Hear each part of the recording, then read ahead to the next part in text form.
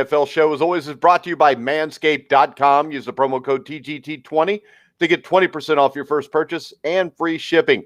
I'm your host for the NFL show, Mike Goodpaster. Sam Teets cannot be here today because he is preparing to graduate at Clemson University.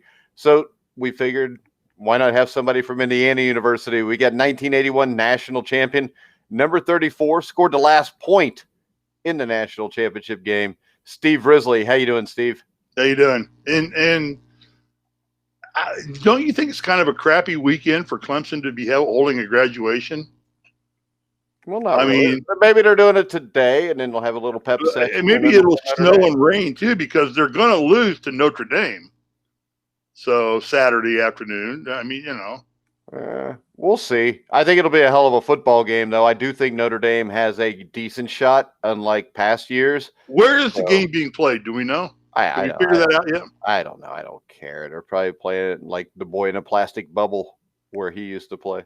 Well, it's probably in ACC territory because it is the ACC championship. So I would guess it's being played somewhere down there. That would make sense, Steve. Yeah, I know it would. No, I'd like to see him play at South Bend, but they already got to do that once and they won. Yeah. So all right. Well, are we going to go to last night's? Let's go to last you know what? night. I got to say this about last night. Another good football game. I mean, I know we picked wrong. We picked the Raiders, but you know, I said that I thought the Chargers were an attractive football team for a new coach coming in, and I thought they showed some moxie last night. Their quarterback is really maturing well.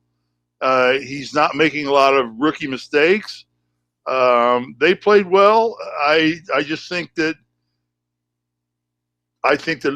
the Las Vegas. Golly, did you see Gruden got caught wearing an Oakland Raiders hat? Yes, I thought of you then. Well, the thing that stood out to me is this. I think that the Oakland Raiders, probably right now, with those 4 injuries, had the worst NFL defense I've ever seen. I think that Marcus Mariota came in and played significantly better than anybody thought he would. Right. Justin Herbert, I think turnovers has been his issue against the Raiders. I don't think the Raiders could turn anybody over. And the sad thing here is Derek Carr. It appears his season may be over again. And this is another tough December injury for Carr that comes during a playoff push. Kind of brutal the way his seasons tend to end, especially when the Raiders look like they can do something. But the thing that stood out to me in this game, outside of the defense being a disaster, is John Gruden's play calling. I mean, he seems to pull back, get conservative at times, especially late in games. He made some questionable decisions late in both halves and in overtime. The Raiders should have won this game in overtime, but the offense stalled at the goal line. And the thing that drove me nuts is, number one, 4th and goal at the 4, I'd have went for the touchdown. And for the simple fact that if you score a touchdown there, the game is over. If you kick a field goal, the Chargers are probably going to score. I mean, this was the lowest scoring game I've ever seen where it seemed like nobody ever stopped anybody. I mean, the Raiders had a couple drives that were like 8, 9, 10 minutes. The Chargers kind of did it at will. But 4th and goal at the 4, I think I would have done something different. And I think 3rd and goal at the 4, they ran the bunch formation where they had 3 tight ends in. They had a couple receivers lined up tight. And then they had Mariota just kind of drop back and try to throw a pass, or they rolled him to the right and tried to throw a pass. And the problem with that is when you bunch everybody up, I know that the Chargers are not a big man team, but what you get is inside the 10-yard line, predominantly most NFL teams will play 5 across. And the problem is when you've got everybody bunched in, 5 across is even easier to play. They bunched themselves up. They didn't have anything he could do. He threw the pass out. They got dropped. It wasn't going in the end zone anyways. But 4th and goal at the 4, I'm taking a shot to win the game. If you don't get it there, you're going to pin them inside the 4. Your defense is going to give up at least a field goal to lose the game anyways. But your defense was going to give up something to lose the game either way, the way they'd been playing. I would have went for the win there. Yeah, hindsight's always 20/20, but no, it isn't because let me finish. I agree with you. At this point in time, the teams that play to win and don't play not to lose are the teams that advance in the playoffs. Now, a couple things, and you eloquently broke the game down, so I don't need to rehash what you said because I agree with you. But some things to point out: Mariota. I thought he came in and did a very good job for as few minutes as he's played up until this point in the season. But to me, the observation here is this bodes why I think in New Orleans especially should have Jameis Winston getting some snaps. You know, Mariota came in cold. I mean, and he didn't just come into the game cold. He came into the season or this part of the season cold. He hadn't taken a snap in God knows how long. And he comes in and he does a much better than I thought he would do running that offense. But to think if he'd have had some snaps, some hits along the way and been a little bit more acclimated to turf, they're playing on a new field. How much time has he gotten on that field? It's a grass field from what I'm told. There are just a lot of variables that go into that. That this to me bodes well to why I think New Orleans ought to be getting Jameis Winston some snaps right now while they can. Well, they clinch the playoff spot. Okay. Secondly, how much longer, Mike, does Las Vegas stay with Derek Carr? I mean, he's like he's injured every year. It's like one of Bobby's bets ought to be the over-under on Derek Carr staying healthy. I mean, I can't remember a season where he's played through the entire season uninjured. And it's usually he ends the season on injured reserve.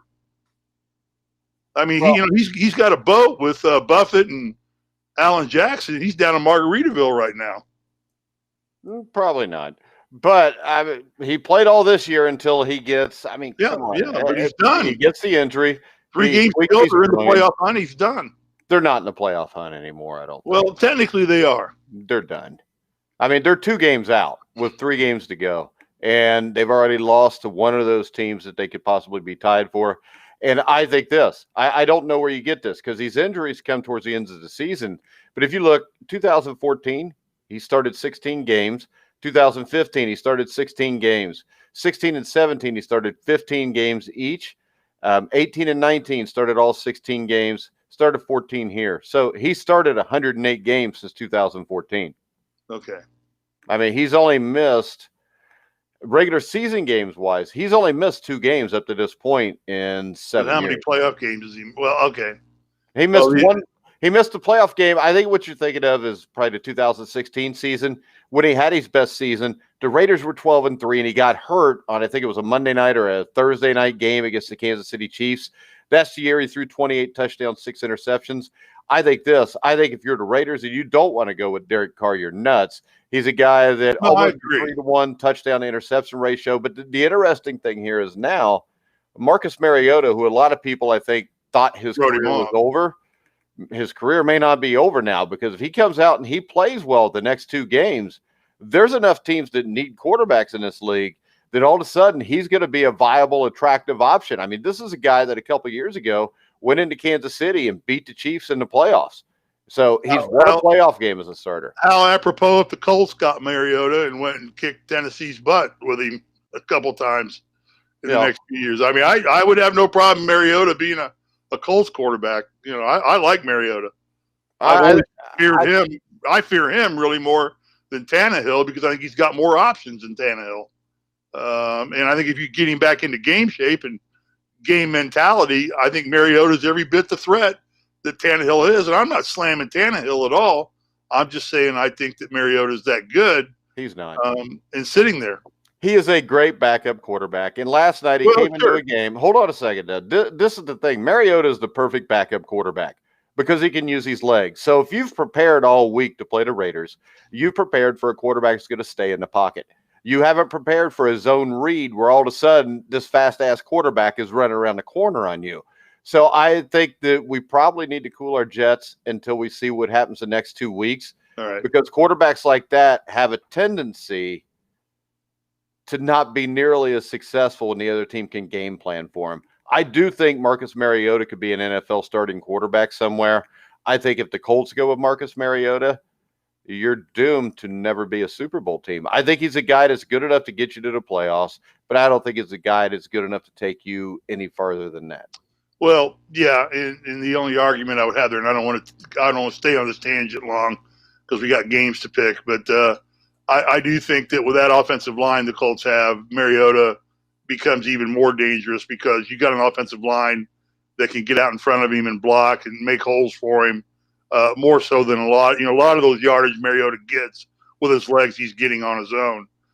With the Colts, you could actually throw in plays. A team of the Colts with the offensive line the Colts have, you can actually create plays for Mariota. And Mariota doesn't have a weak arm.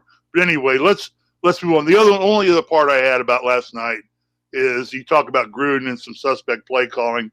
I think to me this bodes well to what happens when one and done starts coming into play. Coaches and players start puckering up. Some do. Some grasp that as an opportunity.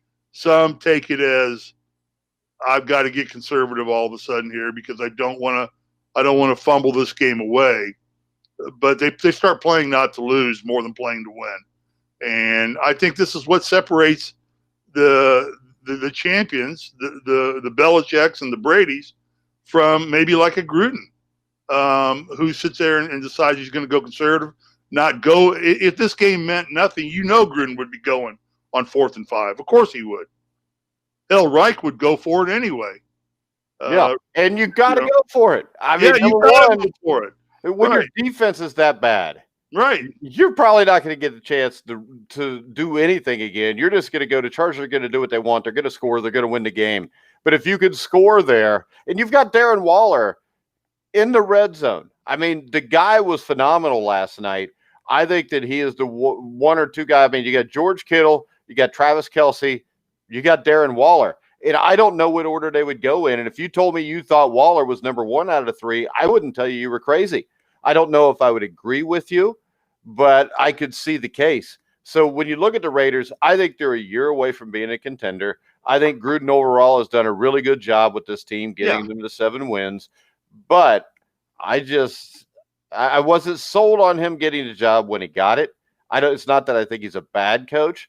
But if you look at him, other than the 1 year in Tampa Bay where they did win the Super Bowl and they won it handily with a big score, ever since then, he spent almost a decade in Tampa Bay and didn't get a playoff win.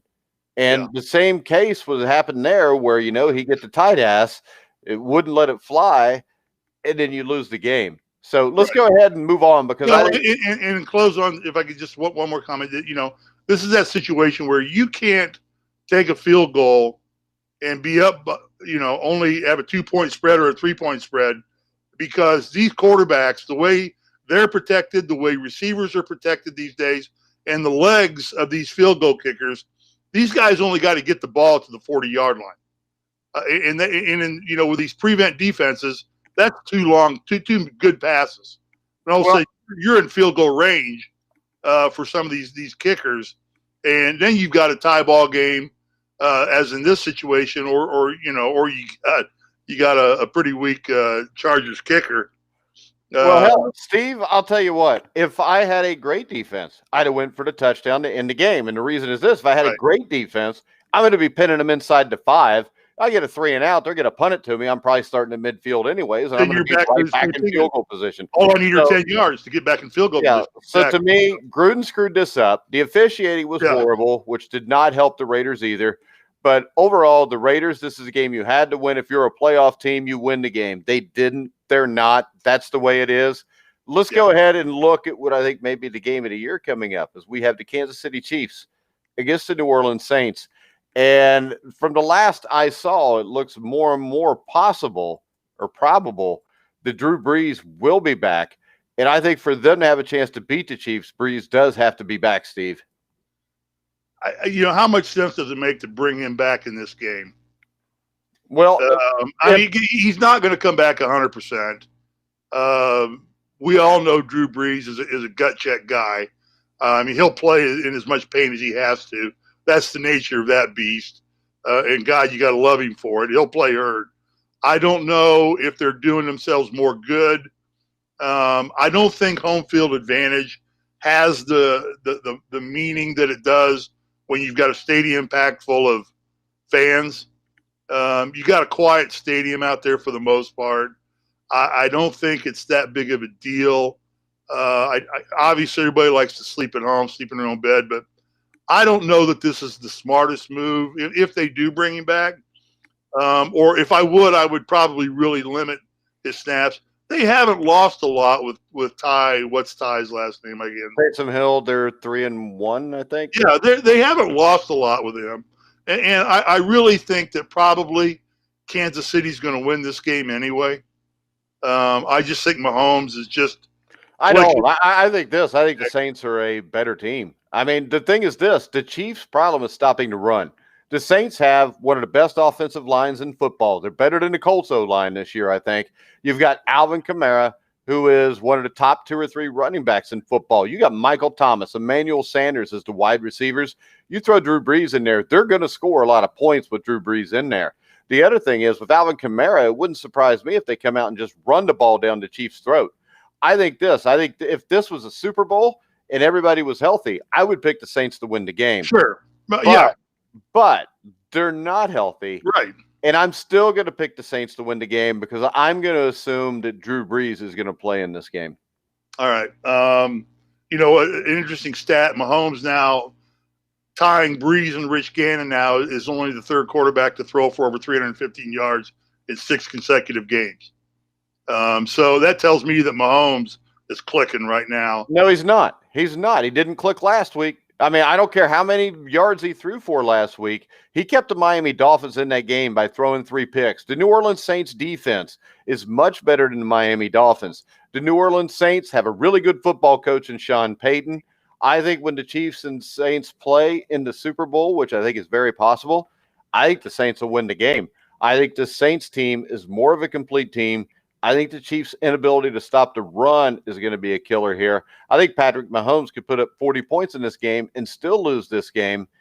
And really, if Drew Brees is completely healthy, I would trust Drew Brees more than I would Patrick Mahomes. Yeah, but he's not healthy. He's not going to be completely healthy. I don't know if he is or not because I'm not a doctor. Yeah, I would say he had 5 or 6 broken ribs. You don't get over that. Yeah, 12 broken ribs. Broken ribs. All right, 12 broken ribs. You don't get over that. You didn't have any broken ribs. You played basketball, you big sissy. I had cracked ribs before. When did you? Oh, yeah, just when Tia got tired of your crap because you wouldn't take the trash out. It doesn't matter how I got them. I got them. I'd rather get them with Tia than with Ray Tolbert. So I'll assume you're picking the Chiefs? I'm going with the Chiefs. Yeah. Well, that'll make Bobby happy because Bobby loves Patrick Mahomes. Well, I think he's the heir apparent MVP. Although I got some stats and stuff on Aaron Rodgers to state a strong case for Aaron Rodgers too. I don't think Brees is an MVP contender this year. Well, he can't be. Primarily because of his injury. I think other than that, he would be.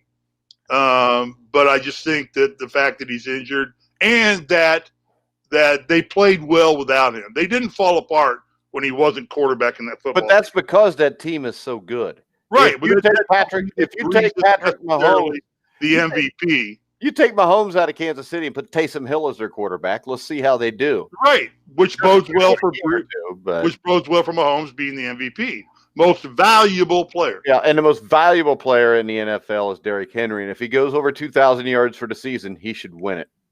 He won't, and he isn't. He will go for over 2,000 yards on the season. Well, he might do that, but he won't win the. No, he won't because it's all rigged for the quarterbacks to win anyways. Well, all right, next up, I think we've got the lock of the week, the Tampa Bay Buccaneers against the Atlanta Falcons. The Buccaneers have put together a lot after the bye week and turning back the Vikings. They beat the Vikings last week. The run defense looked mortal, but the pass rush got revved up. The coverage tightened. I think that's going to happen in this game. And I think the Falcons right now look like an absolute offensive mess around Matt Ryan, save for Calvin Ridley. You've got Julio Jones with the hamstring. They don't really have much of a running game. I think this is the lock of the week. I would take the Bucs and give the 5.5 points all day long. Definitely, yeah. I think this is Tom Brady is starting to show why he's Tom Brady. I think this is I think next to Mahomes or Rodgers right now, Brady's one of the 3 guys, and you could lump any one of them and take any one of those 3 quarterbacks and running your offense right now, and you've got to be a Super Bowl contending favorite. I'll take Russell Wilson too. Yeah, I just don't know what he's got around him. But That's kind of your point, though. He doesn't yeah. have much around him, but they're still a Super Bowl Well, contender. I think that the other three teams we mentioned have people around him. I just think that in terms of decision making and leadership, there's nobody better than Brady at that right now in the game. That's definitely his strength. Although I watched him play last week some, and I'll tell you what, when I look at Rivers try and throw the ball, when I look at Roethlisberger try and throw the deep ball, Brady can still chuck it. You know, I mean, he still has an arm, a very strong arm at 43 years old. So, yeah, I think this game, I think this solidifies Atlanta probably becoming one of the teams that's going to have a coaching vacancy at the end of the season. It's too bad Matt Ryan is a viable quarterback. He plays well. He's got, good moxie around him. I just think it's not a well-coached team. But it doesn't matter. They're going up against a team. And Arians is no slouch as a coach. I know you're not a fan of his. I didn't say I wasn't a fan. I just think he's average. Yeah, but sometimes that's all you got to be is average when you got talent. You don't want to overcoach either in the playoffs. So you're picking the Bucs? Of course I'm taking the Bucs, yeah. All right, next up, the New England Patriots will play the Miami Dolphins. This is an interesting game, Steve. Who do you like? Well, I'm going to go with Miami. Game's at Miami. Miami's fighting for a playoff spot. They own the seventh spot, I guess, right now. So I think that Miami has shown enough fortitude. New England, I just think that Newton is just all over the map. You don't know which Newton's going to show up on any given week. I don't know, but I like the fact I think Miami has responded as well as they could in clutch situations. I know last week they gave Kansas City all they wanted, and I think they just got out talented against Kansas City. But I think Miami is more talented than New England at this point in time. I think New England's better coached. But I think at this point in time, Miami's got a lot to play for. New England, really, now they're eliminated. Although I think they're still on some possibility sheet. It's a long shot. Yeah, it's a longer shot than the Raiders. I think the Patriots are able to only win battles of attrition where they can grind with their running game, defense, and special teams. Right. This game screams that for me. The Patriots don't pass the ball well, but the game plan against the Dolphins the Dolphins have maybe the best secondary in football, so you're avoiding the Dolphins' strength. Cam Newton and the backs will be called upon to rush often while Belichick schemes to get the better of another rookie quarterback in Tua. He did it 2 weeks ago to Justin Herbert. He shut out the Chargers 45-0. And when you throw on top of that, the Dolphins will likely be without wide receivers Devontae Parker, Jakeem Grant, and tight end Mike Gesicki. I think the Patriots and Bill Belichick pulled the upset here. Yeah, and the thing to point out is that the Dolphins lead the NFL right now, and they have forced the turnover. It's an opportunistic defense.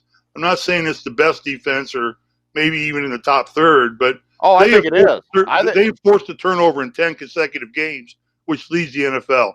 Dude, I think they're a top 5 defense in the NFL. The thing is this, those turnovers are forced by interceptions.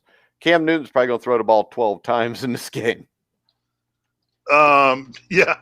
But I just think that Miami's defense, the opportunistic way they're playing defense, and I think with what's on the stake for the Dolphins to get this team back to some respectability and as close as they are, they're in the playoffs right now. All they got to do is win. I think that New England's definitely a beatable team. Well, yeah, New England's not very good. The key to this team, like you said, is to force New England to throw the football. Force them to play deep ball a little bit more than they want to, and not let them sit there and just go 3 yards in a cloud of dust, a la Woody Hayes. All right, so we got a disagreement. To remember that. We got a disagreement there. Let's see if we get one here. The Buffalo Bills will travel to Denver to take on the Denver Broncos. The Buffalo Bills, I think if they haven't clinched the playoff spot, are real close. And the Bills are red hot after taking down the 49ers on the road and the Steelers at home. Josh Allen is locked into Stephon Diggs and these other receivers. And at the same time, the Bills are running the ball effectively enough in good situations. Allen will have time, I think, to pick apart Vic Fangio's defense. I think Drew Lock's coming off his best game as a Bronco, but I just don't think they have enough receivers here to be able to score enough points against Buffalo to win. I like the Bills to win this game by a touchdown or more. I agree. Yeah, I think the Bills are one of the hottest teams in the NFL right now. All right, next up, Lambeau Field. The Green Bay Packers on Saturday night will play the Carolina Panthers. The Panthers' schedule, has been rough as hell this year. Teddy Bridgewater's played really well. He should get DJ Moore back, and I still think no Christian McCaffrey. This, to me, is a 2-touchdown win for the Packers. At least, yeah. Next up, a rematch. We're in agreement here. It's Green Bay all the way. A rematch at a 1981 AFC or NFC Championship game, the catch game by Dwight Clark. The San Francisco 49ers against the Dallas Cowboys. Now, the 49ers defense keeps grinding away, even though the offense has not been that good. You get the occasional big play from Nick Mullins. And here they can go back to effectively running the ball at a high level with Raheem Mostert and Jeff Wilson Jr.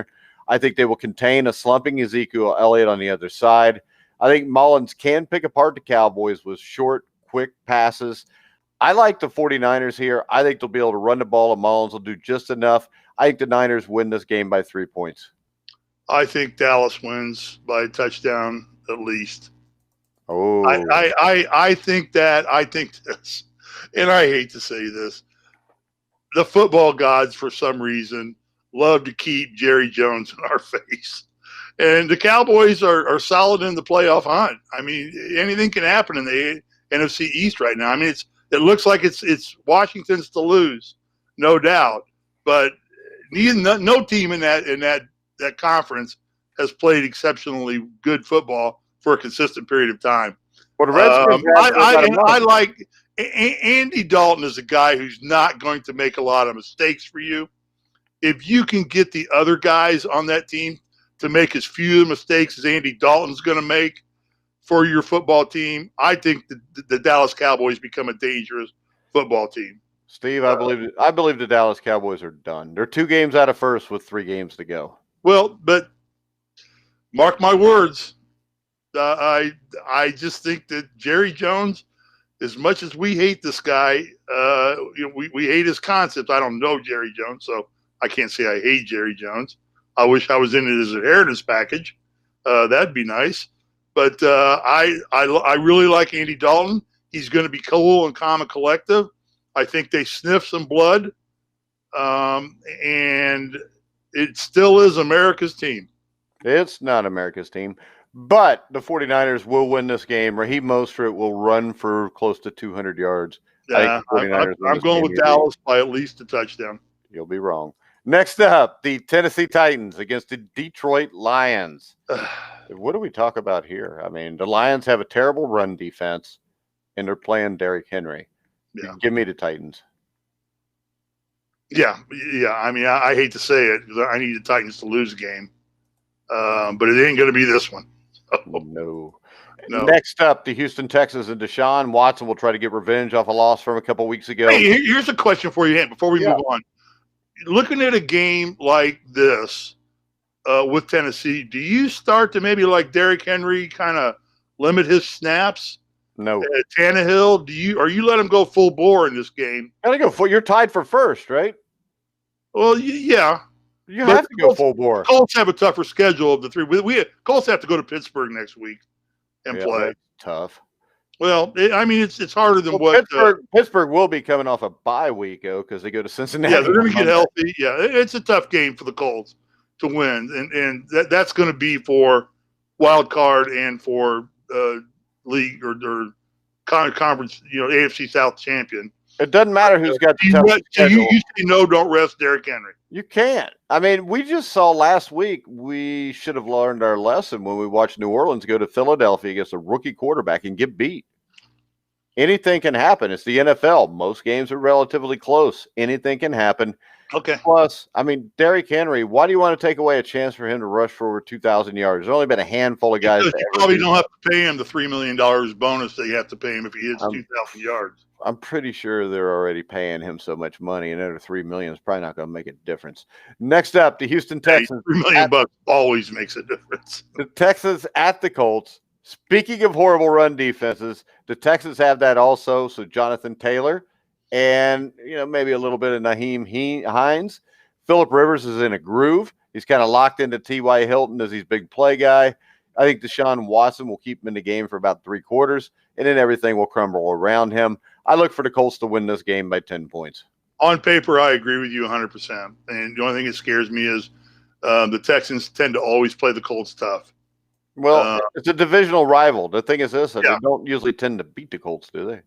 I think the Colts have probably a more of a winning record against the Titans in the last few years, but it's a tough game one way or another. So I do believe the Colts will win by, I think it's a 7-point spread right now. The Colts will cover the spread. All right, next up, the Chicago Bears will battle the Minnesota Vikings, and this serves as a pseudo wild card elimination game for both 6 and 7 teams behind the Cardinals. They're both just a game behind the Cards. The Vikings won the first meeting in November in Chicago 19-13. They will have better success running the ball with Dalvin Cook in this home rematch. Justin Jefferson will continue to be a matchup nightmare in the downfield passing game, and Mitchell Trubisky will look like Mitchell Trubisky again this week, which means last week was an aberration. I like the Minnesota Vikings to stay in the wild card hunt. I think the Vikings win this game by 7 to 10 points. I agree. Better quarterback, better coach. I think Minnesota moves forward, and Chicago can go home and go to Margaritaville. All right. Everybody's going to Margaritaville to hang out with Derek Carr and Jimmy Buffett. The Seattle Seahawks against Not a bad place to be. The Seattle Seahawks will battle the Washington Redskins. Good game. Yeah, it is a good game now. And this is a bad Seattle offensive line against a Washington front seven that's as good as any, especially the defensive line with 5 first-round picks on it. The Seahawks defense has come together with better health, may get a big break in getting to face an offense without Alex Smith and Antonio Gibson. Is Alex Smith out? Alex Smith, it looks like Smith and Gibson may both be out. So I'm going to take Seattle to win this game. If Smith and Gibson were both playing, I might go the other way. I'm going to stay with Washington. I think they may be our Cinderella team of destiny this late run in the playoffs. I think Seattle just they've been all over the map. And I do think that Russell Wilson would be a viable candidate for an MVP any other year. But I just think his teams had that big slump, had a big lull. They kind of fell apart middle of the season. They're resurging some right now, but I think Washington has momentum on this side. They control their own destiny, and so far they've handled that pretty well. Now I don't know how tough their schedule's been so far into this playoff run. Seattle's going to be one of the tougher tests they're going to face probably the rest of the season. Well, Washington beat Pittsburgh, was that a week or two ago? Yeah, there you go. When Pittsburgh was good. Well, they were undefeated, weren't they? Yeah. Yeah. So, but I'm gonna stick with Washington in this one. I like Washington winning this game. All right. Next up, the Jacksonville Jaguars against the Baltimore Ravens. The Jacksonville Jaguars are turning the offense back to Gardner Minshew in their constant search for an elusive second win. I don't think it's coming here. The Ravens are coming off 2 strong offensive performances. The run game has been partying like it's 1999. I think Minshew will be pressured into mistakes, outweighing the spark he will provide. I think they'll stay in this game for a little bit. I think Baltimore wins this game something like 30-13. Yeah, I think in this point in time that the Ravens may be one of the fastest improving teams. And you don't have to be at the bottom to be improving. I just think from where the Ravens were 3 weeks ago to where they are now, and they're improving faster right now than any other team that I have seen play any length in the NFL right now, in my opinion. Well, I think Washington's improved faster than everybody. I think the Giants have improved fast. I think the Ravens just the Giants have fizzled. They're done. But Washington would be in there too as well. But anyway, nonetheless, Baltimore is improving quick. They're getting stronger each game, which not a lot of teams are doing. All right. Next up, the Jets and the Rams. Do we even need to discuss this game? Who's going to be the next coach of the Jets? Nah, who cares? I'm taking the Rams. How about you? I'm taking the Rams. All right, next up, a game with a little bit more importance. The Philadelphia Eagles, who are still battling for NFC East supremacy, will take on the Cardinals. Jalen Hurts gets another start after his spectacular rushing and strong passing effort in the upset win over the New Orleans Saints last week. This isn't a bad first road start for the rookie because opposite of Kyler Murray, the Eagles' defense comes in hurting while Murray is back fully healthy. Both former Sooners will be motivated to put on a show here. The Cardinals have the more reliable playmakers around their quarterback. That makes a difference. To me, this game is damn near a toss-up, and I'm going to take the Eagles and Jalen Hurts in the upset. Well, I'm going to stay with the Cardinals. Okay, next up, the Cleveland Browns. Well, I bet against the Cardinals enough times, and I've been burned almost every time that I have. But I think you're underestimating Kyler Murray. No, I'm not. I don't think he's that good. I think he's an above-average quarterback. That's it. I'll take Jalen Hurts. I think Jalen Hurts is better than Kyler Murray. We'll see it. We'll see if Jalen Hurts was a one-hit wonder or not. I don't think he is. I do not think he's a one-hit wonder, but I do think there is a growing out period for quarterbacks in the NFL, and one game does not make you a. Well, I think this team. I think the thing that strikes me is this, and I've said it most of the year about the Raiders, and I've said it about the Cardinals, that I think they're both a year away. Since they're a year away, I think they're going to crap down their legs at some point in these last three games. I'm just going to but for the most part, Philadelphia's crapped down their legs all season. All right. Excuse you there. that burrito must have tasted good for breakfast. I don't eat burritos. It was from a protein shake. All right, next up, the Cleveland Browns will battle the New York Football Giants. The Browns are coming off a grueling, physical, emotional game against the Ravens on Monday night. The Giants showed no offensive life with a still hurting Daniel Jones and losing to the Cardinals last week. I think they fare better here, and I think there's going to be a surprise. I think the New York Giants are going to win this football game. Okay, I disagree. I think Cleveland's a real deal playoff contender. I don't think they're much more than that at this point in time because they need to mature. But I think that the Giants are done. I think you'll see them just fade back into mediocrity in an incredibly. They were already below mediocre. Well, they were making a run. They were hot and making a run, but I think they lost one game, Steve. Yeah, it was a critical game. They didn't have a game to lose, unlike other teams in the playoff hunt right now. They have a game, and the Colts have a game they can afford to lose a game. We don't want them to, but they can afford to. The Giants couldn't afford to lose a game. They had to win everything. The Giants are only a game out. Is there still any chance that Cleveland can win the Central? Yeah. They're 2 games out. The last game. They still have reason to play. Well, they do anyways. They're not in the playoffs yet, Steve. Who? They got to make the playoffs. Cleveland's not clinched the playoff spot yet. Okay. They're what, 9-3? No, 8-4, are they? The Cleveland is 9-4. Right now, your wild cards would be Cleveland at 9-4, the Colts at 9-4, and the Dolphins at 8-5. Right. So right now, they're only a game up. Let's see. Who's below that? We got a 7-7. We got another 8-5 in the Ravens. So right now, and the Ravens hold the tiebreaker against the Browns. So if the Browns screw up and lose a game and the Ravens win, the Ravens can knock them out of the playoffs. And what would be more Cleveland than to be 9-3, have a home game against the Ravens where Baker Mayfield plays out of his mind, you score 42 points, you somehow lose the game, and then you come the next week and lose to the Giants, and then you lose to the Steelers at the end of the year, and then you're not even in the playoffs. What would be more Cleveland than that? Franchise has been buried for a while. Huh? I think that Cleveland franchise is buried for a while. It's about 1965 or so. It's buried. I think it's a different Cleveland franchise. No, it's not. They've got their running backs are both strong. If they were different, they'd have won the other night. Mayfield continues to show breadth of intelligence in his offensive assault, and he's making good passes.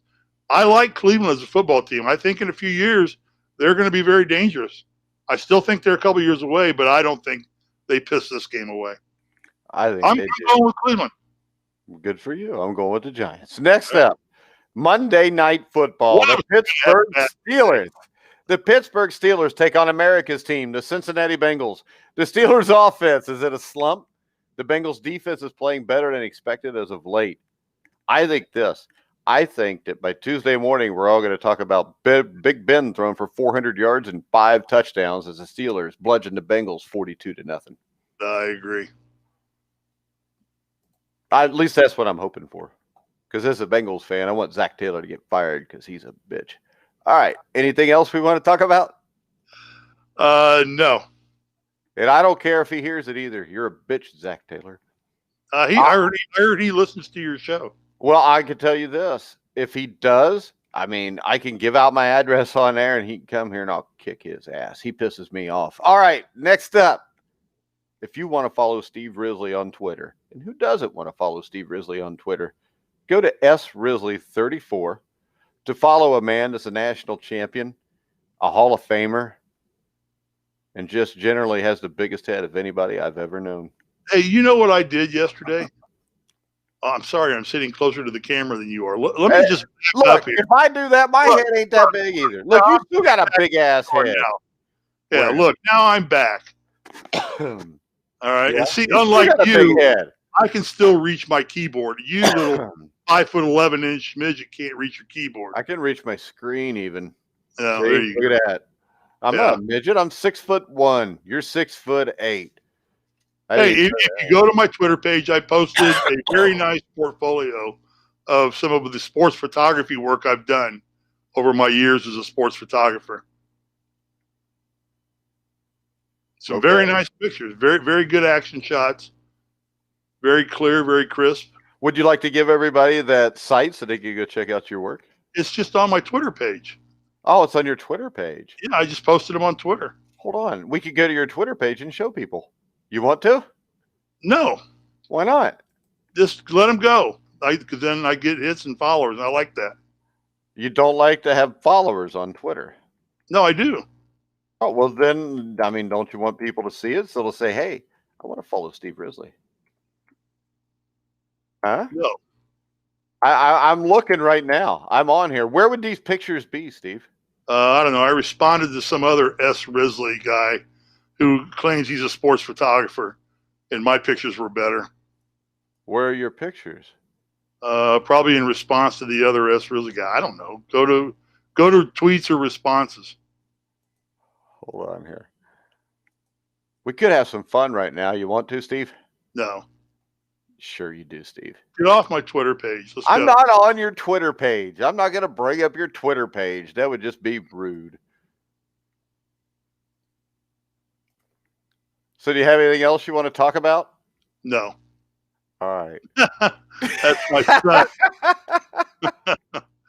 Yep. That would be Look at those that would be my son. How many years ago was that, Steve? That was probably 6-7 years ago. 6 years ago. That's before you had tits, huh? That was down in Hilton Head, South Carolina. Oh, hell, Steve. You know what? He still looks like that. Well, it's because he's not old as shit. When you get like above 50, every year you age about 10 years physically. Yep. So there you go. Let's go. All right. I won't bring up anything embarrassing, though. Unless I find something really embarrassing, and then we'll bring that up Monday. I don't put anything embarrassing on. You want to come back Monday with me and what's his name? Sam T. Sure.